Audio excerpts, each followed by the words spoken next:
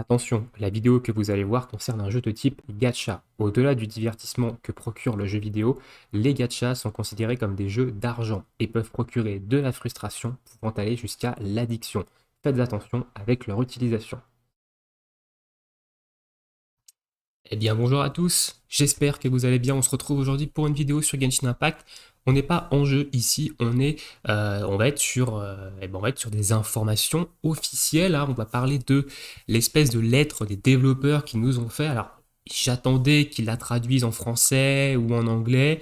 Ils n'ont pas l'air d'avoir envie de traduire cette lettre des développeurs. Donc je vais prendre une version qui a été traduite du chinois en anglais par un membre de Reddit. Voilà, on va essayer de décrypter un petit peu ensemble qu'est-ce que ça dit. Et avant ça, vous avez du coup à l'écran l'annonce du live pour les nouveautés de la 1.5 qui se tiendra du coup demain à 20 h en Chine. Donc on est sur on est à retour de 13 h ou 14 h chez nous. J'ai pas la confirmation, on est en UTC plus 2. Je pense que ça doit être, vu qu'on a avancé d'une heure et que d'habitude c'était 13 h les lives, je crois que ça doit être 14 h maintenant, mais je mettrai confirmation dans l'espace commentaire avec un commentaire épinglé et vous aurez le lien du Twitch de Genshin Impact FR. Évidemment, on va faire un live restream de ce live demain pour vous décrypter l'information et pour partager en fait toutes ces nouveautés avec nous. Alors sur la bannière de cette annonce, on voit évidemment Zhongli à gauche. On peut potentiellement du coup théoriser peut-être un rerun de ce personnage-là. Et à droite, on a un personnage féminin dont on ne connaît absolument pas l'identité officiellement pour l'instant. Donc, écoutez, on verra bien ce que demain nous propose. On est parti du coup maintenant sur la lettre des développeurs. Alors, ils ont changé de format, ils ont fait une espèce de format comme ça, question-réponse avec du coup Aether et Luminé, et du coup elle n'était qu'en chinois, et elle a été traduite ici en anglais par évidemment un utilisateur de Reddit, donc un joueur qui est sur Reddit, donc on va essayer de décrypter tout ça. Je suis pas non plus bilingue, mais je comprends quand même un minimum l'anglais. Donc c'est parti. Alors, la première question, en gros, ça demande est-ce qu'on peut diminuer la résine que demandent les boss hebdomadaires? Donc parce que on ne peut pas tout faire le lundi. Donc les boss hebdomadaires, je rappelle, c'est le loup, Storm Terror et du coup la chambre d'or avec Tartaglia. Donc c'est ces trois boss-là qui coûtent 60 de résine. On peut récupérer la récompense qu'une fois par semaine. Et du coup, ça demande ici, est-ce que c'est possible de diminuer tout simplement le coût en résine de ces boss? Déjà, je trouve pas ça normal qu'ils aient un coût en résine, étant donné qu'ils sont déjà limités à une fois par semaine, dans la récompense du moins. Et du coup, la réponse, ça dit que cette question a été souvent demandée à l'équipe de développement et du coup qu'ils ont évidemment étudié la question et qu'en 1.5, la résine pour ce genre de boss sera ajustée. On aura plus d'informations dans le live de la 1.5, donc demain. Donc ça c'est bien. Ça c'est bien parce que c'est vrai que 62 résines, bah, c'est 3 donjons d'artefacts x 3, du coup ça fait quand même beaucoup. On est quand même sur du 180 résines pour faire les 3 boss. Bon, ça coûte quand même pas mal, donc là ils vont réajuster un petit peu cette résine. Alors à combien ça va être? Est-ce qu'ils vont la diviser par 2? Est-ce qu'ils vont la diviser beaucoup? Ça peut laisser penser aussi qu'en 1.5, s'ils font ça, il y aura un quatrième boss, du coup, hebdomadaire, donc à voir, mais ça c'est une très bonne nouvelle, honnêtement. Donc ça c'est accueilli avec grand plaisir. La deuxième question, du coup, il parle des contrôles mobiles sur les archers, donc la précision avec les tirs d'archers sur les mobiles qui apparemment sont pas terribles. Alors moi je joue pas sur mobile, donc si jamais il y a des joueurs qui jouent sur mobile ici, je pense que vous allez me confirmer que c'est pas terrible de viser avec un archer sur mobile, et du coup en 1.5 ils vont faire des ajustements sur les contrôles mobiles par rapport par rapport à ce problème de visée avec les personnages archers. Donc ils vont augmenter la sensibilité de la caméra, hein. À l'heure actuelle il y a 3 niveaux du coup qui va non, à l'heure actuelle il y a 5 niveaux qui va de 1 à 5, réajusté de 4 à 8, et du coup ils vont augmenter de 3, donc ils vont donner de 1 à 8 niveaux pour la sensibilité de la caméra, ce qui vous permettra de bouger plus rapidement votre caméra quand vous êtes en visée. Ok. Ensuite, ils vont augmenter la speed up, donc la caméra speed up for IM shot. Donc à mon avis, ça doit être le fait que quand vous cliquez sur l'IM shot, la caméra va, du coup, sur le tir chargé, la caméra va passer plus vite en tir chargé. Donc Traveler can select when AM is faster, your finger slide cross the mobile screen de camera angle, return and follow as quickly. Ok, donc ça va également améliorer la rapidité de la caméra avec laquelle elle bouge quand vous utilisez le tir chargé. Et derrière, ils vont faire des UI ajustements, voilà, pour, à mon avis, pour ça, pour que ce soit plus agréable sur mobile. Donc, comment Various Mobile Model and Dimension. Donc, ça, c'est pour les différents modèles de téléphone et les différentes dimensions d'écran. Ils vont évidemment ajuster l'UI, donc les options de l'UI, donc l'interface utilisateur, pour que vous puissiez avoir des positionnements sur les touches, je pense, plus agréables en fonction de si vous êtes sur un iPad, si vous êtes sur un téléphone avec un petit écran, un moyen écran, etc. Donc ça, c'est plutôt pas mal. Donc à voir évidemment, comme j'ai dit, je ne suis pas joueur mobile, donc ça, je ne pourrais pas le vérifier lors de la 1.5, mais ils vont peut-être le montrer dans le live, ça, donc pourquoi pas, ok. Donc, ensuite, ça parle de la crafting station. Donc la crafting station, c'est tout simplement la synthèse. Et du coup, get the crafting station display how many of an items that currently we'll need. Donc, est-ce qu'on peut voir sur la synthèse combien d'objets on a déjà de tel ou tel objet parce que bon, alors ça, c'est un peu une espèce de blague, genre les gens avec une mémoire de 7 secondes et ben, vont sans arrêt faire des allers-retours dans leur sac pour voir en fait combien ils en ont. Donc ils ont mis qu'en 1.5, et bien évidemment on aura le montant de ce qu'on a déjà. Hein. Donc là par exemple ils mettent sur cet item-là, hein, qui est l'item un des items qu'on drop sur l'arbre enflammé. Ici il nous montre que si on clique dessus, on voit qu'on en a 11 par exemple. Là il en a 11. Ok, donc ça va évidemment permettre d'éviter les allers-retours dans les sacs pour voir combien on en a, combien il faut qu'on en craft, etc. Donc ça, ok, plutôt intéressant, ça c'est surtout du confort du 8. Alors, ensuite, ici, il parle des marques d'email. Donc, on avait déjà parlé dans la dev note de la 1.4, du coup. Donc, depuis le lancement à maintenant, on a finalement accumulé plus de 200 messages dans la boîte cadeau avec que des goodies, hein, avec que des cadeaux. Donc, juste un moment pour entre guillemets, pour voir que les résultats sont écrasés et que la inbox lock feature fasse. Donc, en gros, que on arrive à la saturation de la box assez rapidement, de la boîte à cadeaux, enfin de messagerie en jeu assez rapidement. Et du coup, en 1.5, ils vont ajouter un Marked Mail Icon. Ça veut dire que les mails que vous voulez garder, vous pouvez les marquer en favori. Et du coup, ils vont être pinned en top, donc ils vont être affichés en top de liste. Et quand vous allez supprimer tous les autres mails, ces mails-là resteront. Voilà. Honnêtement, je vois pas l'intérêt de cette fonctionnalité. Peut-être parce que j'utilise pas la boîte mail comme certains autres joueurs, mais ok. Donc là, c'est une petite option pour la gestion des messages in-game, donc pourquoi pas.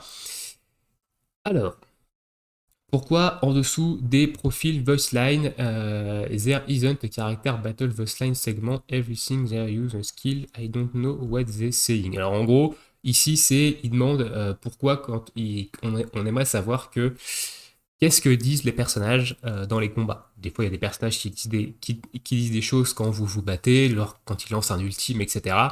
Et du coup, ça serait intéressant qu'ils ajoutent les voicelines, les battle voicelines, en fait, pour avoir ces informations-là. Personnellement, ça, c'est pas un truc qui m'intéresse, mais bon, pourquoi pas. Il y a peut-être des gens qui veulent savoir ce que les persos disent quand ils lancent un ultime, quand ils lancent une compétence, etc. Donc, dans les derniers patchs, ils vont ajouter, dans les prochains patchs plutôt, ils vont ajouter en dessous de profil voiceline une page de segments pour pouvoir voir en fait les voicelines les battle voicelines des personnages. Ok, bon, c'est pareil, c'est comme au-dessus, hein, petites informations, mais bon, peut-être qu'il y a des gens à qui ça intéresse. Personnellement, c'est pas mon cas. Alors, les amis sont facilement supprimables par erreur. Et oui, donc ils veulent que quand on clique sur l'avatar, on ait un end slipped and remove him, du coup une espèce de pop-up, je pense, qui nous confirme que vous voulez supprimer les amis. Donc là, la question a été du coup soumise à l'équipe de développement. Et dans les prochains patchs, on va du coup, quand vous voulez supprimer un ami de votre liste d'amis, il y aura une deuxième configuration, une deuxième confirmation, pardon. Voilà, pour éviter que vous supprimiez des amis par erreur. Ok, personnellement, j'ai quasiment pas d'amis, donc j'en supprime pas des masses, moi. Mais voilà, pour les gens qui font beaucoup de coop, par exemple, ça peut être intéressant, ça. Pour les gens qui font beaucoup de coop et qui invitent beaucoup de gens et en amis ou pour les youtubeurs, etc., ça peut être cool. Donc pourquoi pas. Alors, et là, ça c'est très intéressant. Ça c'est très intéressant parce qu'on va parler de la sécurité des comptes ici, et c'est un débat, quelque chose qui revient souvent ces derniers temps parce qu'il y a beaucoup de problèmes de hack de comptes. Et du coup, ils sont en train de développer une identification pardon, à deux niveaux. Donc, should come up with a account authentication, not just with a simple password to easily hack into other player account. Donc, en gros, pas avec un simple mot de passe pour simplement pouvoir hacker en fait les comptes. Donc, la team de développement du coup, va ajouter une sécurité supplémentaire au compte. And Safety Measure and Under Development now, donc ils sont déjà en cours de développement sur cette nouvelle mesure pour sécuriser les comptes, et elle sera testée dans quelques régions en premier. Et quand ce sera vérifié, elle sera évidemment elle sera déployée sur sur tous les serveurs. Il y a des chances que ce soit évidemment vérifié en Chine avant, hein. Donc ils vont d'abord tester la fonctionnalité de nouveaux pour la sécurité pardon, des comptes en Chine, et s'il s'avère que c'est OK, que c'est bon, que ça sécurise bien les comptes, ils la déploieront sur tous les autres serveurs, donc chez nous, la Glo, l'Amérique, etc. Donc, OK, pourquoi pas.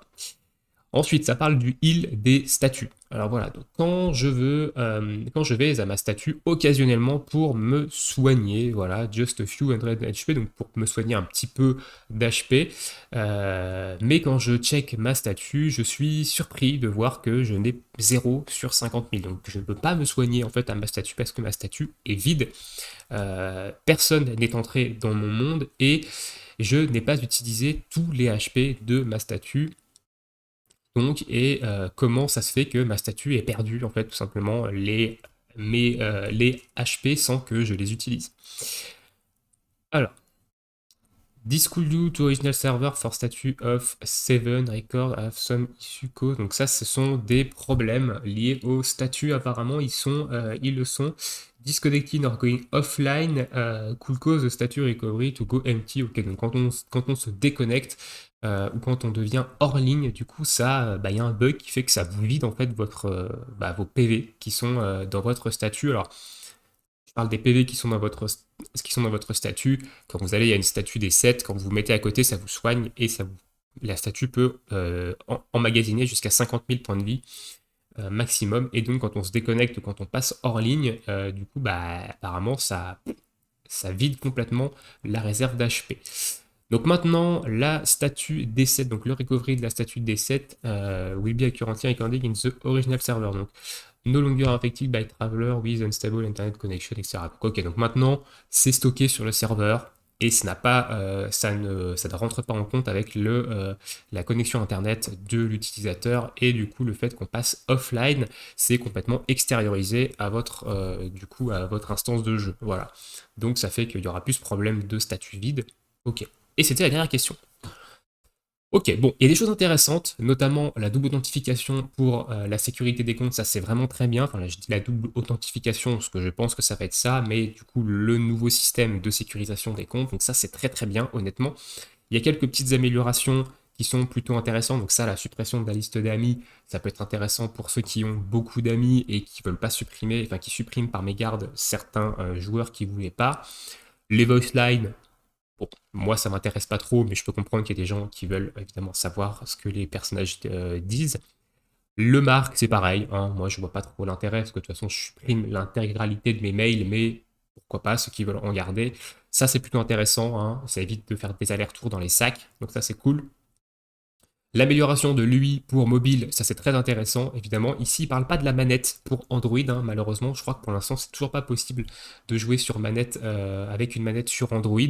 C'est possible sur iOS depuis la mise à jour 1.3. Sur Android, c'est apparemment pas possible. Alors peut-être que je me trompe. Étant comme je dis pas joueur mobile, peut-être que je me trompe, peut-être qu'il y a une solution sur Android. Dans ces cas-là, dites-le moi dans l'espace commentaire si vous êtes un joueur Android manette. Mais le fait qu'ils améliorent un peu les contrôles pour mobile, ça c'est bien. Et du coup, le diminution de la du coup en résine pour les World Boss, donc les Weekly Boss, c'est plutôt intéressant, donc ça c'est très bien. Donc une dev note plutôt pas mal, honnêtement. À voir demain lors du live de la 1.5, qu'est-ce qu'ils vont nous révéler. Et évidemment sur tout ça, on aura l'information là-dessus sur combien de résine ça va nous coûter maintenant sur de faire évidemment nos boss hebdomadaires. Donc très bien. Honnêtement, très bien. Il y a des bonnes choses ici. Donc, je suis plutôt satisfait de cette dev note. Elle est pas du tout foutage de gueule comme on a pu en avoir ces derniers temps. Enfin, comme on a pu avoir certaines dev notes, mais celle-ci est très intéressante. Écoutez, dites-moi ce que vous en pensez dans l'espace commentaire. On va se laisser ici pour cette petite vidéo. Je rappelle du coup demain le live sur la 1.5, donc le lien de la chaîne Twitch vous sera en description. Il y aura également le Discord, etc. si vous en faites pas partie. Et on vous donnera toutes les informations sur le Discord et sur le site Genshin Impact FR, évidemment par rapport à ce live de demain. On fera du coup le stream pour vous expliquer un peu tout ce qui se passe à l'écran, vu qu'on va restream le stream chinois. Et il y aura évidemment un article sur le site pour vous détailler, vous donner un petit peu toutes les informations. Et moi, je ferai évidemment une vidéo pour vous parler un petit peu de toutes ces nouveautés et pour vous donner un petit peu mon avis sur tout ça. Je vous souhaite à tous une très bonne journée, une très bonne soirée, bon jeu à vous et à bientôt pour une prochaine vidéo. Ciao, ciao tout le monde.